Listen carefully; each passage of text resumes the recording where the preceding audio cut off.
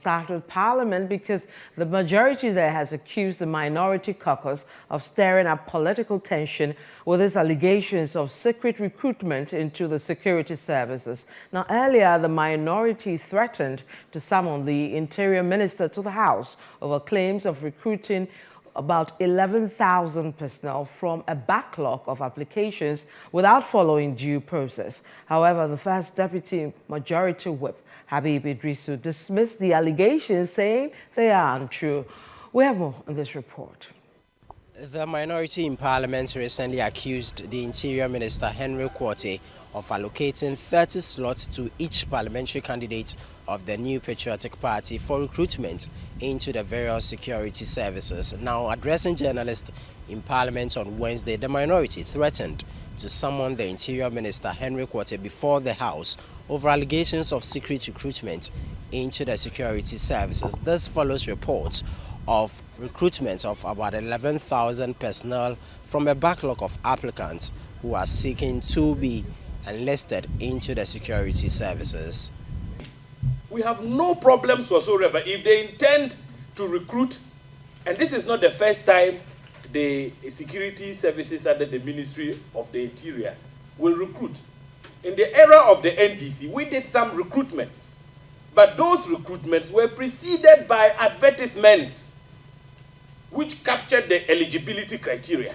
So all the leader is saying is that let the Minister for the Interior play according to the rules of fairness and transparency and cause an advert to be made. Now, Kumsin asked a follow-up question. He wanted to know whether the minister would be hauled before the House.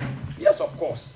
He would have to be hauled to appear before the House and explain to Ghanaians why the process is shrouded, the process of recruitment under his watch is shrouded in so much secrecy. In response, the majority caucus accused the minority group of only stirring up political tension with such allegations. The deputy minority leader had a conversation with you with regards to the security recruitment.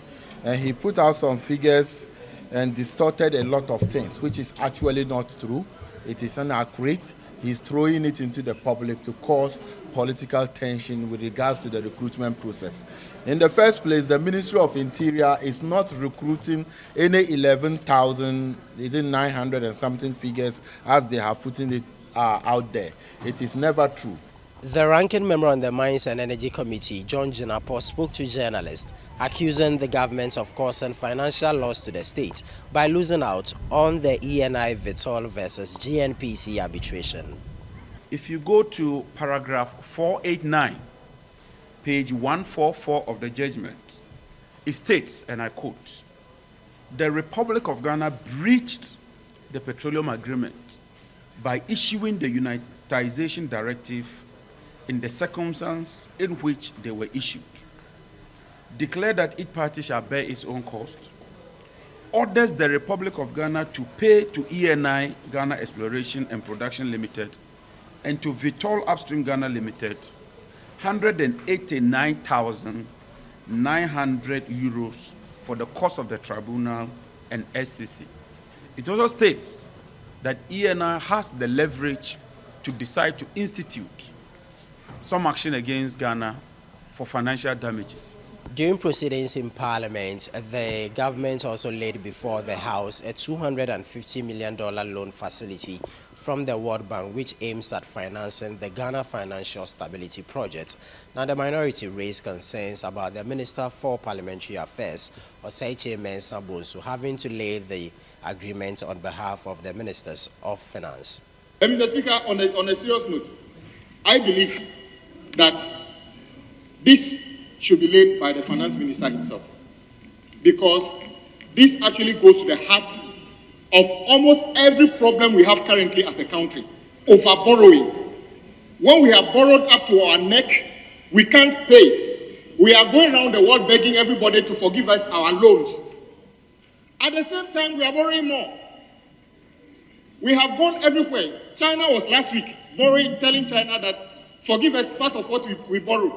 And then on Wednesday morning, you are borrowing more. How do you solve your borrowing problem by borrowing more? I don't get it. And I'm saying that the finance minister better answer that question. Don't take that responsibility, because it's a dangerous trap for you. In fact, once upon a time, you presented a budget here. That year was better. The year that the finance minister came, things went bad. But they could have made you a finance minister.